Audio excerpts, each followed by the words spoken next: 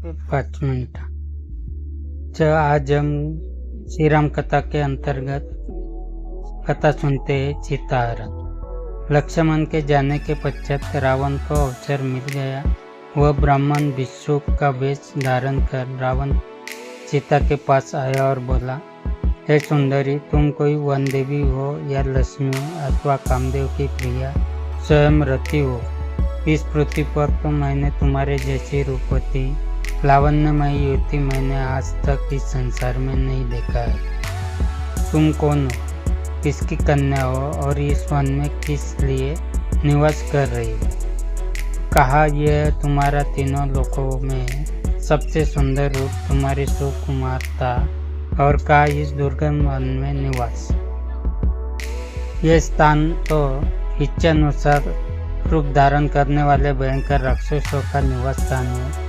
तुम यहाँ से चली जाओ, तुम यहाँ रहने योग्य नहीं हो। सीता ने कहा, हे ब्राह्मण, मेरा नाम सीता है। मैं मिथिला नरेश जनक की पुत्री और अयोध्यापति दशरथ के ज्येष्ठ पुत्र श्री रामचंद्र की पत्नी हूँ। पिता की आज्ञा से मेरे पति अपने भाई भरत को अयोध्या का राज्य देकर 14 वर्ष के लिए वनवास कर रहे हैं। उन पराक्रमी सत्यपरायण वीर के साथ मेरे तेजस्वी देवर लक्ष्मण भी है। आप अतिथि है, अतः इस आसन पर बैठकर यह जल फल ग्रहण कीजिए। मेरे पति अभी आते ही होंगे। अब आप बताइए महात्मा, आप कौन है और यहाँ किस उद्देश्य से पधारे हैं? सीता का प्रश्न सुनकर रावण गरज कर बोला, हे सीते, मैं तीनों लोकों 14 भुवनों का विजेता महाप्रतापी लंकापति रावण हूँ, जिसके नाम से देवता, दानव, यक्ष, किन्नर, गंधर्व, मुनि सभी भयभीत रहते हैं। इंद्र, वरुण, कुबेर जैसे देवता जिसकी सेवा करके अपने आप को धन्य समझते हैं। मैं तुम्हारे लावण्यमय सौंदर्य को देखकर अपनी सुंदर रानियों को भी भूल गया हूँ और मैं तुम्हें ले जाकर अपनी भार्या बनाना चाहता हूँ। हे मृगलोचने, तुम मेरे साथ चलकर नाना देशों से आई हुई मेरी अत्यंत सुंदर रानियों पर पट रानी बनकर शासन करो। मेरी नगरी लंका की सुंदरता को देखकर तुम इस वन के कष्टों को भूल जाओगी, इसीलिए मेरे साथ चलने को तैयार हो जाओ। रावण का निष्ठापूर्ण प्रस्ताव सुनकर सीता क्रुद्ध स्वर में बोली, हे अधम राक्षस, तुम परम तेजस्वी, अद्भुत, पराक्रमी और महान योद्धा रामचंद्र के पराक्रम को नहीं जानते, इसीलिए तुम मेरे सम्मुख यह कुत्सित प्रस्ताव रखने का दुस्साहस कर रहे हो।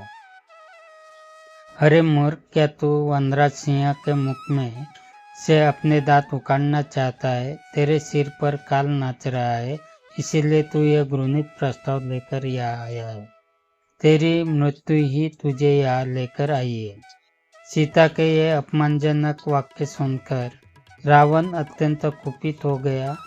आंखें लाल करते हुए उसने कहा, सीते, तू मेरे बल और प्रताप को नहीं जानती। मैं आकाश में खड़ा होकर पृथ्वी को गेंद की भांति उठा सकता हूँ, अतः समुद्र को एक चुल्लू में भरकर पी सकता हूँ। मैं तुझे लेने के लिए आया हूँ और लेकर ही जाऊंगा।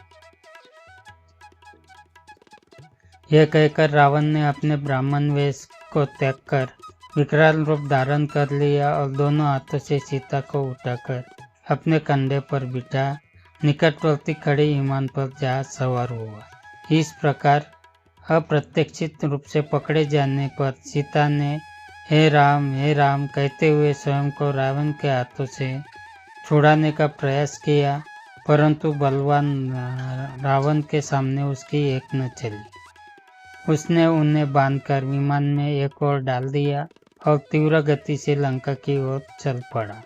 सीता निरंतर विलाप करते जा रही थी, हे राम, पापी रावण मुझे ले जा रहा है। हे लक्ष्मण, तुम कहाँ हो? तुम्हारी बलवान भुजाई इस समय इस दुष्ट से मेरी रक्षा क्यों नहीं करती? हाय, आज कैकेयी की मनोकामना पूरी हुई।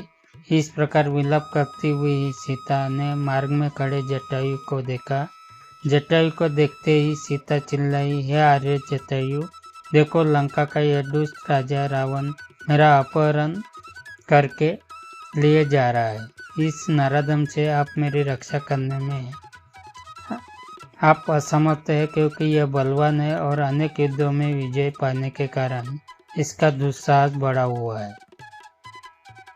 आप रावण द्वारा मेरे हद ले जाने का यह वृत्तांत मेरे पति से तो अवश्य ही कह देना।